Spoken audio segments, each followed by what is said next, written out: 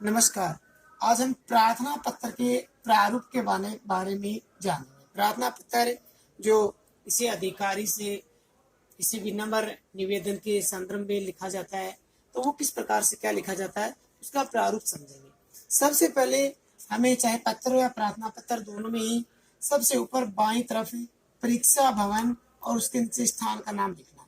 यदि स्थान का नाम प्रश्न पत्र में दिया हुआ हो तो उसके अनुसार, अन्यथा हम किसी भी स्थान का नाम लिख सकते हैं।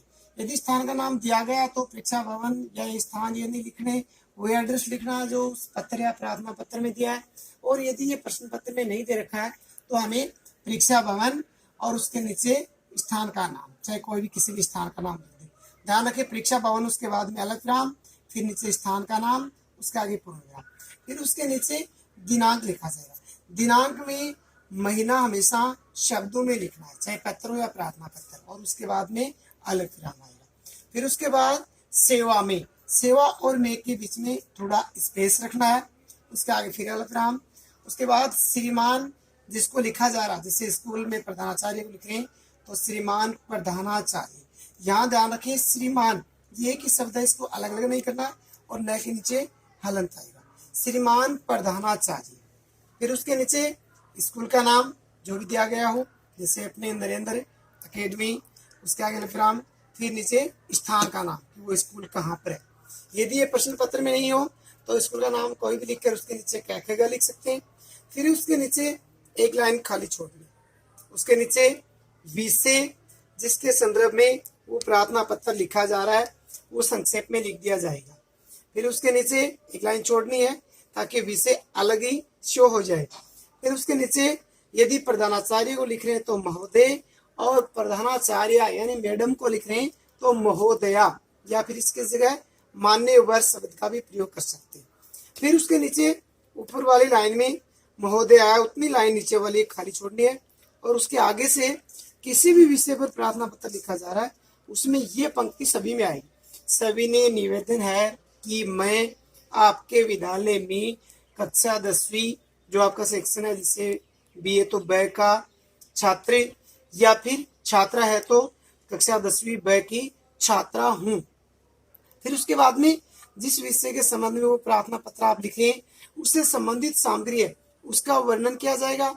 फिर उसके बाद में पैराग्राफ चेंज करके अतः आपसे अनुरोध करता हूँ, या फिर लड़की है तो अनुरोध करती हूँ कि आप मेरा उक्त कार्य यानी जिसके संबंध में आप प्रार्थना पत्र लिखें उसके लिए लिखेंगे कि इसमें पूर्ण सहयोग करेंगे। मुझे पूरी आशा है कि आप मेरा इस कार्य में अवश्य सहयोग प्रदान करेंगे। इस प्रकार की शब्दावली का प्रयोग अंतिम भाग में किया जाएगा। फिर उसके बाद में धन्यवाद बाईं तरफ लिखा जाएगा, उसका आगे पूर्ण विराम। फिर उसके नीचे यदि लड़का है तो आपका आज्ञाकारी शिष्य, और लड़की है तो आपकी आज्ञाकारिणी शिष्या। फिर उसके बाद अलग विराम, उसके नीचे नाम जो दिया गया है, प्रश्न पत्र में नहीं है तो क्या लिख सकते हैं, उसके नीचे कक्षा, और फिर उसके बाद में अनुक्रमांक यानी जो रोल नंबर है आपके वो लिखे जाएंगे। इस प्रकार से प्रार्थना पत्र लिखने का प्रारूप है। किसी भी विषय पर लिखा जा रहा है उनमें ये कुछ बातें ऐसी हैं कि वो कॉमनली सभी विषयों के प्रार्थना पत्रों में लिखी जाएंगी। इनमें आपको ध्यान रखना है कौन सी बात किस दिशा में लिखनी है।